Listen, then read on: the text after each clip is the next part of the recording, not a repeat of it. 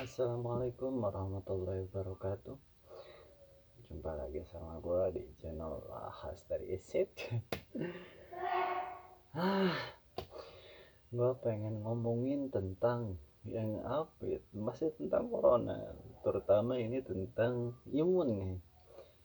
Kemarin banyak yang nge-share di grup, juga gue lihat banyak lihat di di YouTube.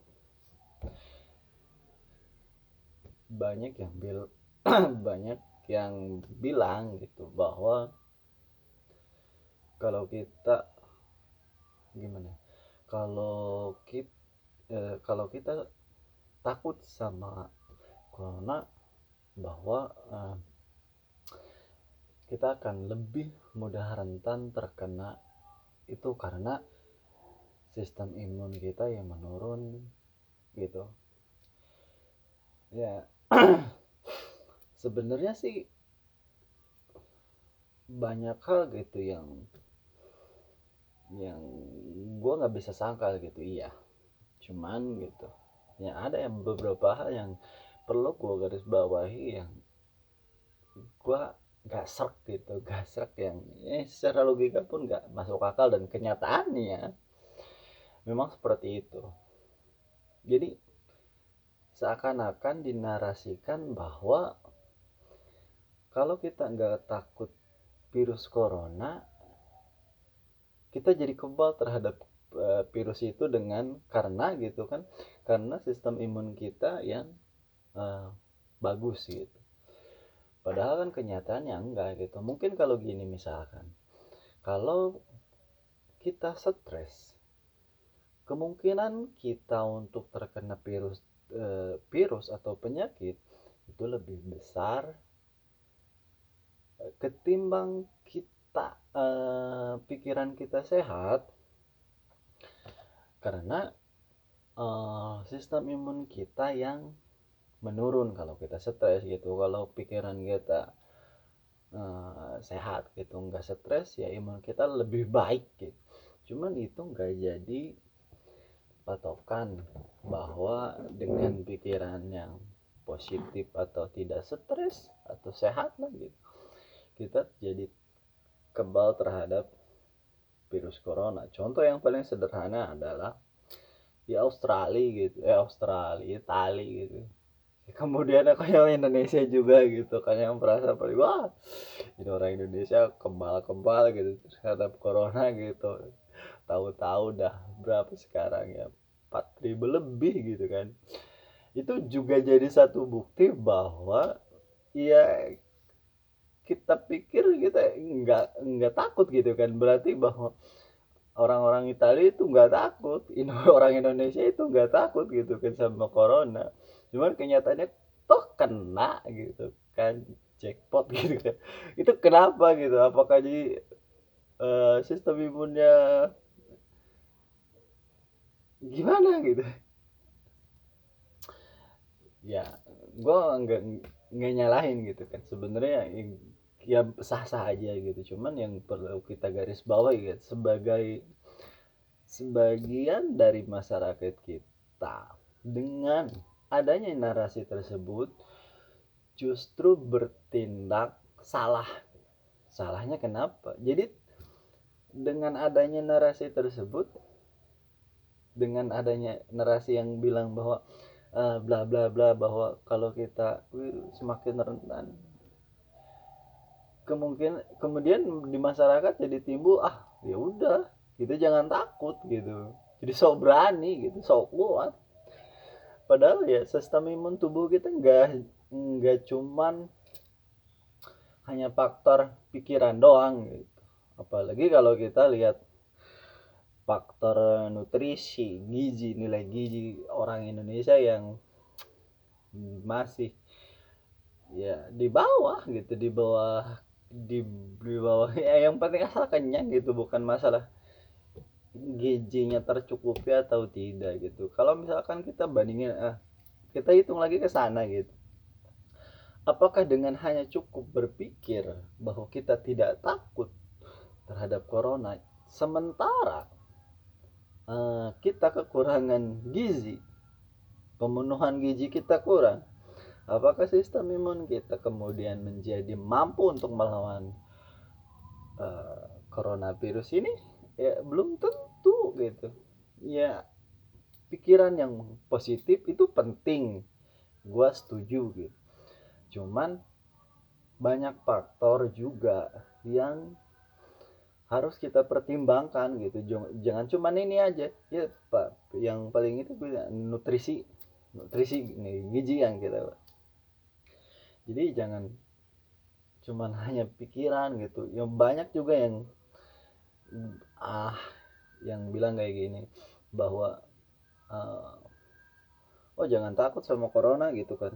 Ini corona itu gimana, tingkat fatalitasnya untuk kematiannya itu kecil gitu kan, nggak berbahaya bla bla bla gitu ya. Mungkin iya gitu, cuman berapa persen gitu kan orang, nggak nyampe 5% di luar pun gitu. Di luar, di Indonesia ya sampai 10% ya itu juga nggak tahu ya gitu, apakah yang bener ya, maksudnya yang bener gimana, datanya yang bener yang dimunculkan yang 10% itu, atau memang banyak orang yang terkena virus sebenarnya belum terdeteksi gitu, yaitu mana yang benar ya masalah. Cuman yang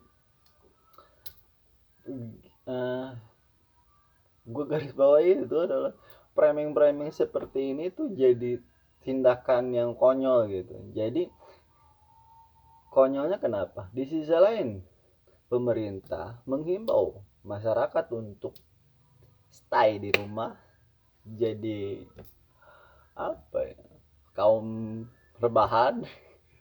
Semangat buat kaum rebahan, kita jadi orang yang tidak harus diperintah-perintah. Di sisi lain gitu, saat pemerintah menganjurkan pada masyarakat untuk tinggal di rumah untuk meminimalisir penyebaran corona, virus corona atau penyakit COVID-19 ini, tapi dengan adanya narasi-narasi yang seakan menyebutkan bahwa kita tidak perlu takut terhadap corona ini, jadi seakan ini jadi gimana ya, ngelawan pemerintah gitu, ngelawan kebijakan pemerintah. Ya walaupun mungkin maksudnya nggak ke situ sih, cuman dengan adanya narasi-narasi yang pada akhirnya salah ditangkap masyarakat kita, kemudian menjadikan pemerintah itu kesulitan gitu. Menurut gua gitu, kasihan pemerintah udah capek-capek gitu, udah capek-capek nyuruh di rumah, udah mah susah, malah banyak narasi yang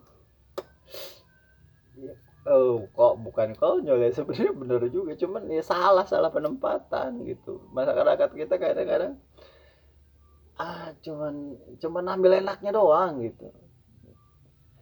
Jadi ayolah gitu, walaupun iya gue tahu gitu bahwa uh, tingkat fatalitas untuk kematiannya itu kecil, cuman kita juga harus memperhitungkan bahwa bukan hanya hal tersebut yang menjadikan sesuatu itu berbahaya gitu ya, karena misalnya yang toh kita pun tahu bahwa uh, yang menjadi apa ya, korban sampai mati pun bukan memang murni gitu, bukan murni murni gimana ya, maksudnya murni karena virus corona itu, kita semua pun tahu gitu kan. Cuman karena memang ada penyakit-penyakit sebelumnya yang yang diperparah oleh virus corona ini. Nah ini yang kita harus perhatikan juga gitu. Kalau misalkan dia anak muda gitu kan, ya mungkin sekalipun ya kena masih sehat dan sebagainya, masih bisa eh, ditolong, sekalipun mungkin ya sampai ya misalkan ya nggak enak badan dan sebagainya, mungkin kemungkinan untuk selamatnya itu lebih tinggi. Cuman ya karena memang penyebarannya ini gitu memperparah penyakit yang sebelumnya, ini yang kita harus perhitungkan juga. Jadi jangan karena hanya tingkat fatalitasnya untuk kematiannya itu kecil ya dianggap tidak berbahaya, ya salah gitu. Kemudian yang masalah imun itu ya gue juga tahu gitu, cuman jangan sampai kita berpikir gini, ya gimana ya, ini pikiran positif aja. Ya gue tahu gitu kalau misalkan ya kalau pikiran kita positif, apalagi kalau kita berbicara tentang hipnotis gitu bla bla bla bla gitu, bisa sampai kuat dan sebagainya gitu dengan kekuatan pikiran, ya mungkin bener. Cuman yang kita harus garis bawah itu positif orang, pikiran positif orang seberapa kuatnya pun harus kita perhitungkan. Jangan positif positif konyol gitu, nggak takut tapi kena ngerepotin orang. Yang ya banyak gitu yang hoax yang nggak jelas gitu, nggak apa, berjemur lah Indonesia kebal karena apa, daerah tropis panas, Iran aja yang banyak gurunnya ya karena banyak korbannya.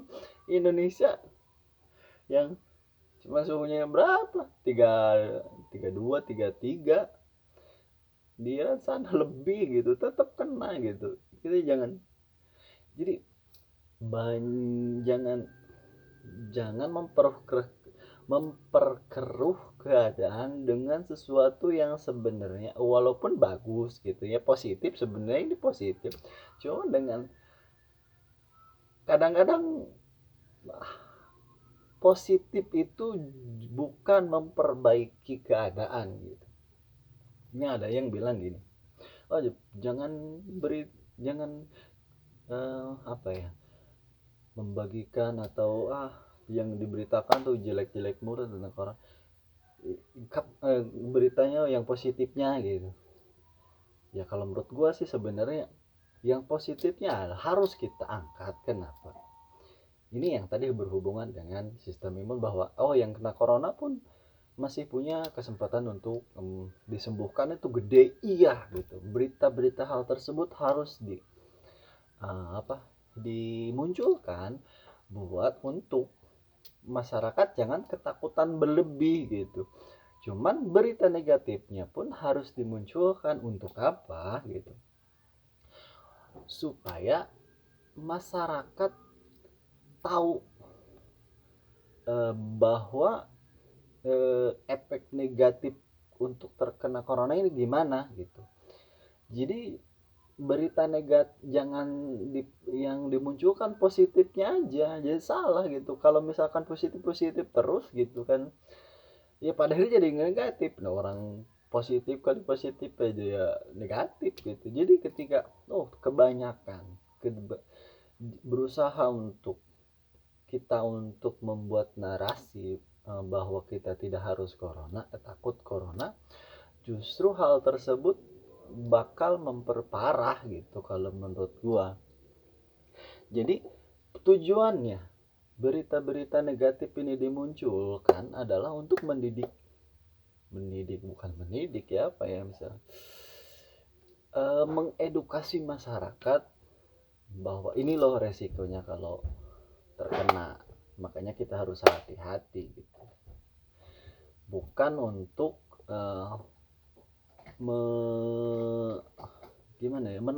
menakut-nakuti masyarakat. Jadi berita-berita tersebut untuk supaya masyarakat mengerti dan waspada, sehingga berita negatif ini mendidik masyarakat untuk bersikap sewajarnya, dan berita positif pun untuk masyarakat bersikap sewajarnya agar tidak terlalu ketakutan berlebihan ya gitu. Misalnya yang negatif ini, kalau misal jangan mendidik masyarakat untuk jangan so berani lah, so kebal gitu. Dan berita positif ini dimunculkan agar masyarakat tidak putus harapan gitu. tidak ketakutan berlebih gitu. Jadi ya misalkan yang tadi misalnya iya oke gitu, oke gitu, gue setuju bahwa gini gini gini, cuman jangan sampai dinarasikan, di framing bahwa kita jangan terlalu jangan ketakutan banget gitu karena memang kita pun harus memperhitungkan bahwa sekalipun kita nggak takut sama corona ini, ya nggak jadi nggak jadi patokan bahwa kita akan kebal sama corona ini gitu. Dan ada efek juga, sekalipun mungkin kita kuat gitu kan, ya keluarga kita yang udah lanjut usia atau keluarga kita yang punya penyakit bawaan, mungkin kita misalkan di jalan kena dan kita sehat-sehat aja pulang ke rumah, terus menularkan ke saudara kita yang secara fisik mereka kurang kuat, kurang sehat gitu. Itu yang kita harus antisipasi gitu. Jadi ya harus diperhitungkan seperti itu, karena di sisi lain masyarakat kita yang kurang, gimana ya, bukan kurang peduli sih kalau menurut gua, kurang, kalau mendapatkan informasi tuh ya ditelan mentah-mentah tanpa diolah lagi gitu. Jadi harus lebih bisa menyampaikannya dengan cara yang lebih proporsional untuk masyarakat kita. Udah dulu, sampai jumpa lagi di kesempatan yang lain, dan semoga kita semua dalam keadaan sehat. Wassalam.